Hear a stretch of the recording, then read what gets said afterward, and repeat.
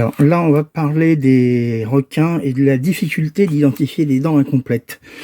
Là, je vous montre une dent qui est incomplète. Clairement, on n'a que la cuspide principale et une toute petite partie de la racine. Si je ne savais pas d'où cela provient, j'aurais toutes les grandes difficultés à l'identifier. Et bon, là, il se trouve que ça vient du Maroc, que ça vient de l'hyprésien marocain.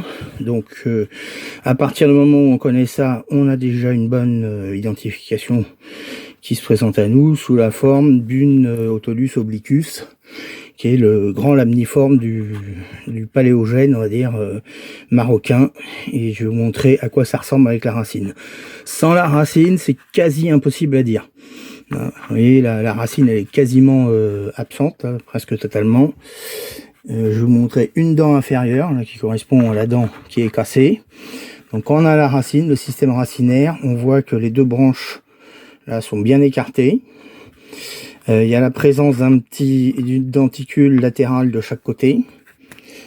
C'est-à-dire un petit ici une petite dent qui est présente sur les côtés, comme chez beaucoup d'espèces de requins, c'est pas nouveau.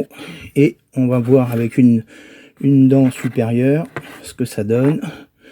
Voilà, une dent supérieure de requin, toujours l'Otolus obliquus du Maroc. Alors c'est pas une espèce qui vit qu'au Maroc, mais ceci dit, au Maroc elle est assez présente et surtout dans les niveaux phosphatés, elle est très bien préservée.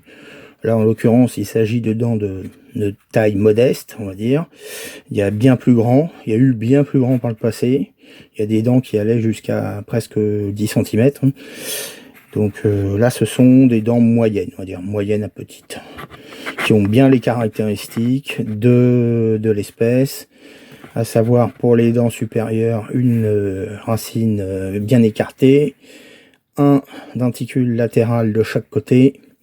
Il n'y a absolument aucune serration sur le tranchant de la dent.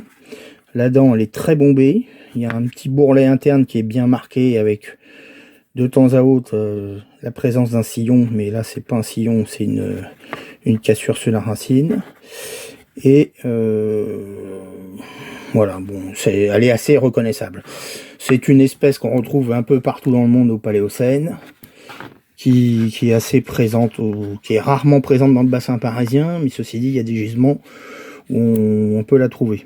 Bon, les grosses dents, déjà de cette taille-là, sont plutôt rares dans le bassin parisien. Dans le bassin anglais, il y en a aussi, dans le bassin belge aussi, aux États-Unis, dans les formations éocènes inférieures, il y en a aussi.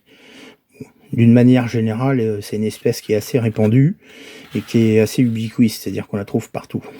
Mais comme je le rappelais initialement, sans la racine, et encore là elle est partielle, sans la racine, sans information de provenance, il serait complètement impossible d'identifier ça. Ça serait, on pourrait tout juste dire c'est un grand lamniforme, mais ça irait pas plus loin. Voilà. Donc le fait d'avoir au moins un niveau, et une provenance géographique, ça change absolument tout. Ça apporte de précieuses informations sur le contexte de dépôt. Et là cette dent, bon, si elle n'avait pas été... Alors initialement elle était complète, c'est cassé, mais quand souvent on nous demande d'identifier des dents, elles sont parfois dans cet état-là, voire totalement recollées avec du plâtre, reconstituées.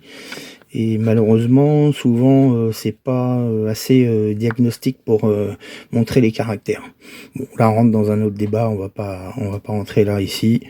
Voilà, je vous montrerai à quoi ressemble l'Otolus obliquus, et puis vous verrez que dans les Otodontidés, ça on appelle la famille des Otodontidés, il y a beaucoup d'autres espèces, puisque maintenant Otolus mégalodon, l'anciennement Carcharodon mégalodon est rattaché à cette lignée.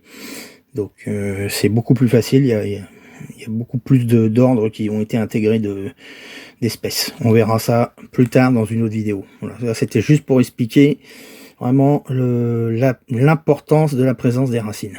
C'est l'importance de la racine et surtout du contexte stratigraphique.